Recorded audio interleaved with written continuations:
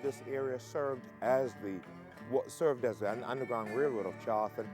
AMHERST and America Street is the main area of the Underground Railroad area.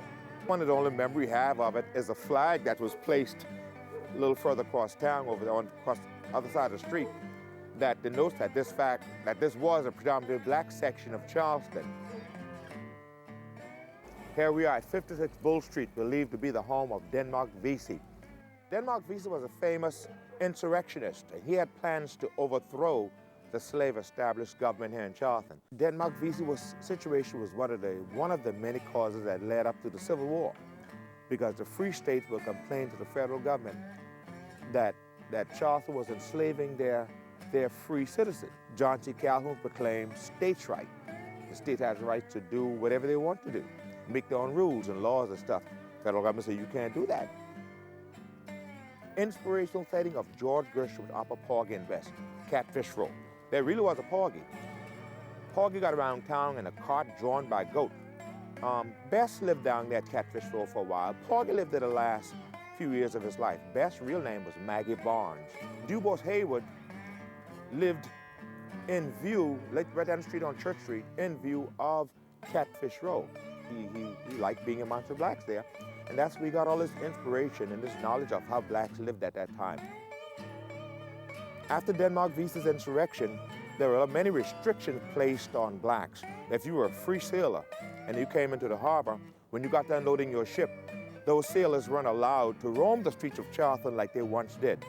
Black Lucy, as it was called, Black Lucy, would meet them at the docks, bring them to the old jail. They jail for the blacks, where they would stay until the ship leave harbor. When the ship leave, Lucy would take them back and would go. This old man told me that back in the 1920s, when they heard this thing coming in the street, they would run and hide, because if the policemen couldn't find who they were looking for, they would take the first person they catch and put you in the paddy wagon. So they were in the habit of running and hiding when they heard that thing coming on the street. It was very noisy, of course, it had iron wheels. The Old Slave Mart is downtown on Chalmers Street. The building that's there, when you go to it, most people go to the Chalmers Street side. At that time, in 1852, that was the back. Here in front of us is the original front of the old Ryan Slave Mart building. Ryan and his son opened up that business here in 1852. Here on this side, in front of us here, Ryan had a large 3-story slave jail office combination. Then, in this area, Ryan had a morgue and a kitchen. Now, like I said, in this courtyard is where the slaves were placed out to be inspected. If you were a slave owner, you went bankrupt or something of that nature, and you had to sell your slaves, you would bring them to a broker. If they would get you the best price and everything, the slaves would be placed into the slave jail that was here on the property, and then when it was time for an auction, they'd be brought here out in the courtyard to be inspected before being auctioned off in the building here. Judith and Elizabeth Street. We are at the Aiken Rhett Mansion here in Charleston. Governor Aiken was one of our governors here in Charleston, and this was his home. One day someone called me and asked me, where in the city can they go and see some slave quarters in its original design, original condition? This is the place.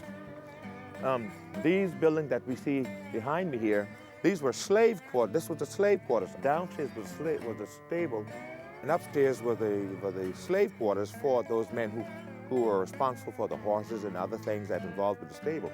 Other side of the building, the kitchen. In those days, if you remember the fire company, your kitchen had to be away from the house because the kitchen was a major source of fire. Many of the great fires were attributed to some disgruntled slave probably got slapped up in the kitchen for whatever reason. Next thing you know, a whole city block was going down. I guess if the slaves were to come to now and see the place, they'll probably say, well, my God, y'all ain't done nothing with the place since we left. It looks the same. This looked the same. And it is now a museum house, and hey, I strongly recommend that you see it.